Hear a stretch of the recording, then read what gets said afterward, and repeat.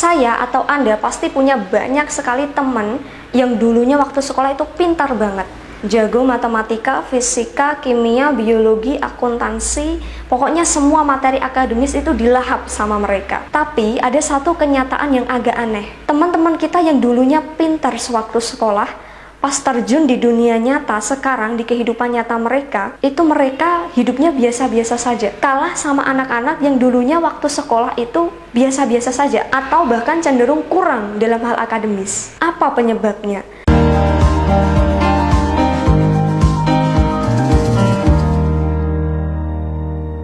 Penyebab pertama, orang-orang yang kita anggap pintar itu ternyata pintarnya cuma teori. Mereka tidak pernah mempraktikkannya. Bener gak? Mereka pintar hitung-hitungan, pintar baca rumus, dan pintar menyelesaikan soal. Tapi ya sudah, cuma sebatas teori. Penyebab kedua, orang yang hanya pintar secara akademis, mereka jadi terlalu sering berpikir. Mereka lambat dalam take action.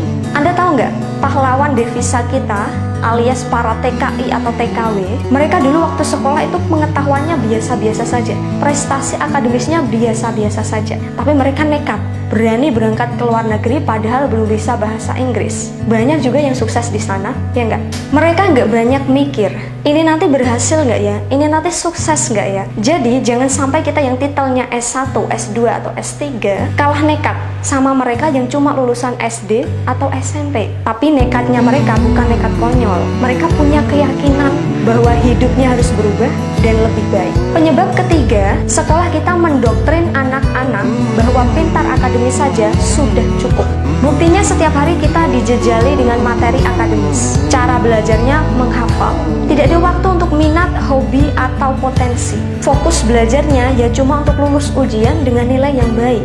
Lama-lama, anak-anak kita itu jadi menganggap bahwa oke, theory is enough. Tapi setelah mereka terjun ke masyarakat, mereka kaget, loh kok gini ya? Ternyata beda yang diajarin sekolah sama yang saya alami di masyarakat. Di masyarakat itu kita harus pintar berkomunikasi, bernegosiasi, mudah diajak kerjasama sama orang lain, harus punya inisiatif, harus berani mencoba, harus bisa berpikir kreatif, harus pintar baca situasi. Karena kalau tidak, kita hanya akan jadi pengikut. Kita nggak bisa bersaing sama orang-orang yang lebih gigih dan punya pemikiran kritis. Penyebab keempat adalah terlalu mengandalkan teori. Karena sejak kecil kita dididik untuk terus selalu baca buku, menghafalkan teori, tahu banyak informasi itu sangat bagus, dan ini akhirnya terbawa sampai kita dewasa. Setiap kali kita mau bertindak, kita cari referensi teori. Kita buat banyak perhitungan, pertimbangan. Ya, tidak ada yang salah sih dengan cara ini, tapi kalau kita terlalu banyak melakukan perhitungan, pertimbangan, lama-lama kita nggak akan take action. Kita akan selalu terus menunda untuk membuat keputusan karena kita sibuk dengan teori-teori kita. Ya seperti kebiasaan kita sewaktu dulu, banyak baca buku, banyak berimajinasi, tapi takut untuk mengambil kendali. Penyebab kelima adalah tidak memiliki kecakapan sosial. Memiliki banyak kenalan itu sangat bagus. Karena tiap orang yang kita kenal akan membawa kita pada banyak pengalaman dan pembelajaran. Dan memang benar, orang hidup itu bekalnya bukan cuma teori, bukan cuma soal matematika, bahasa Inggris, fisika, kimia, atau biologi. Kita perlu ngobrol dan berinteraksi dengan orang lain.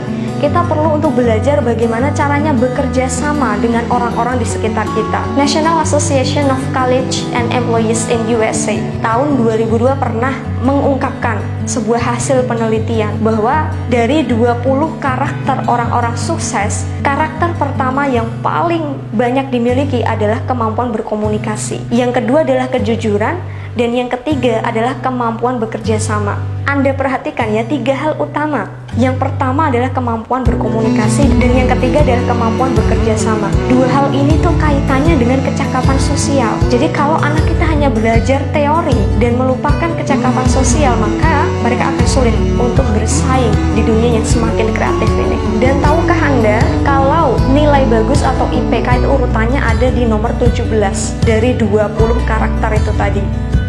Dari 5 pemaparan ini, saya menyimpulkan bahwa kalau anak Anda sekarang masih sekolah, jangan sekolah saja dan berkutat dengan materi akademis. Ajak mereka untuk keluar rumah, menikmati lingkungan, bergabung dengan beragam komunitas. Ajarkan bagaimana caranya bernegosiasi, bekerja sama, berkomunikasi terbuka, mendengarkan, peka dengan lingkungan. Itu hal-hal yang sangat penting untuk Anda ajarkan kepada anak-anak.